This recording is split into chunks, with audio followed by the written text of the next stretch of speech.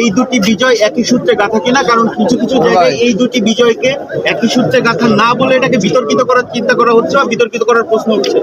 আপনারা কিভাবে দেখছেন? প্রথমে আজকের এই দিনে আমরা জাতির শ্রেষ্ঠ সন্তান বীর মুক্তিযোদ্ধা যাদের আত্মত্যাগ এবং সংগ্রামের ফলে আমরা একটা স্বাধীন সার্বভৌম ভূখণ্ড পেয়েছি, তাদেরকে আমরা শ্রদ্ধার সাথে স্মরণ করি।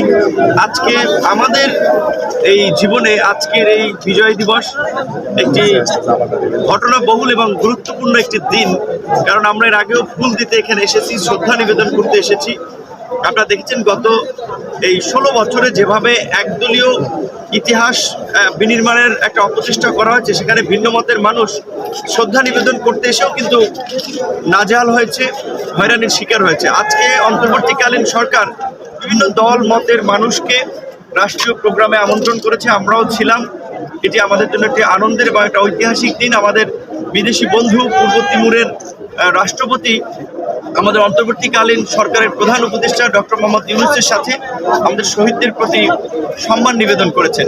1971 সালে সাম্য, মানবিক মর্যাদা এবং সামাজিক সুবিচার নিশ্চিত করার লক্ষ্যে বৈষম্যহীন, শোষণমুক্ত গণতান্ত্রিক সমাজ এবং রাষ্ট্র বিনির্মাণ করার জন্য এই অঞ্চলের মানুষ লড়াই করেছিল এবং লড়াই বিজয় লাভ করেছিল।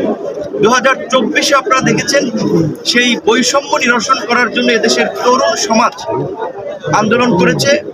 দুঃখজনক এবং দুর্ভাগ্য যে মুক্তিযুদ্ধের দাবিদার যে দলটি এতদিন ধরে তারা করে আসছিল, তারা কিন্তু মুক্তিযুদ্ধ বিরোধী কর্মকাণ্ড করেছে এবং সেটি সর্বশেষ গণহত্যার মধ্যে দিয়েও প্রমাণিত যে তারা মুখে মুক্তিযুদ্ধের কথা বললেও অন্তরে মুক্তিযুদ্ধের চেতনা এবং আদর্শ। আপনারা কেন ধাক্কাচ্ছেন? পিছন থেকে সরে যান প্লিজ। 2024-এ একটা বৈষম্যহীন এবং সর্বোপরি যে বলা চলে যে ছাত্রদের এই সরকারি চাকরিতে কোটার বৈষম্যের পাশাপাশি আপনারা দেখেছেন শেষ দিকে কিন্তু ছাত্র সমাজ পরিষ্কারভাবেই বলেছে যে মুক্তিযুদ্ধের যে লক্ষ্য উদ্দেশ্য ছিল সেখান থেকে রাষ্ট্র বিচ্যুত হয়েছে, মানবিক রাষ্ট্রের পরিবর্তে এটা একটা দানবীয় রাষ্ট্রে পরিণত হয়েছে। কাজে এই ফ্যাসিবাদী কাঠামোর বিলোপ এবং নতুন রাজনৈতিক বন্দোবস্ত, এই এক দফা দাবিতে আপনারা সকলে ঐক্যবদ্ধ হন। কাজে এই রাষ্ট্র যে ব্যর্থ হয়েছে, অকার্যকর হয়েছে 53 বছরে, সেটি কিন্তু এই ঘোষণার মধ্যে দিয়ে প্রমাণিত।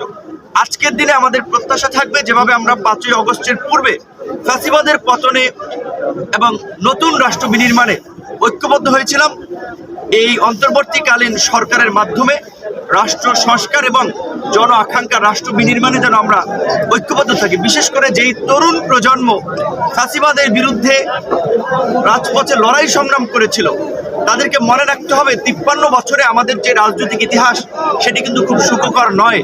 কেউ কথা রাখেনি, যারাই ক্ষমতায় গিয়েছে তারাই লঙ্কায় গিয়ে রাবণের ভূমিকা অবতীর্ণ হয়েছে। কাজে আজকে যে আমরা সাধারণ মানুষ হিসেবে চাই রাষ্ট্র হিসেবে বাংলাদেশে কিছু প্রতিষ্ঠান থাকুক, একটা স্বাধীন শক্তিশালী বিচার বিভাগ, একটা স্বাধীন শক্তিশালী গণমাধ্যম, একটা নির্বাচন কমিশন, এই ধরনের প্রতিষ্ঠানগুলো গড়ে তোলার পাশাপাশি একটা রাষ্ট্রকে টিকে থাকার জন্য কিছু মৌলিক ভিত্তি, একটা জনবান্ধব প্রশাসন এবং নাগরিকদের মধ্যে রাষ্ট্রের প্রতি দায়বদ্ধতা, সেটা কিন্তু এই তরুণ প্রজন্মকে দায়িত্ব নিতে হবে। 1971 সালের তরুণরা স্বাধীনতা অর্জন করেছিল কিন্তু স্বাধীনতা রক্ষা করতে পারে নাই, যার ফলেই দেশ উল্টো পথে চলেছিল। আমার দৃঢ় বিশ্বাস আজকে তরুণরা সরকারে আছে, আগামীর সরকারেও থাকবে, বর্তমানে রাজনীতি করছে এবং তরুণদের মাধ্যমেই এই আগামীর নতুন বাংলাদেশ গড়ে উঠবে। ধন্যবাদ ভাই।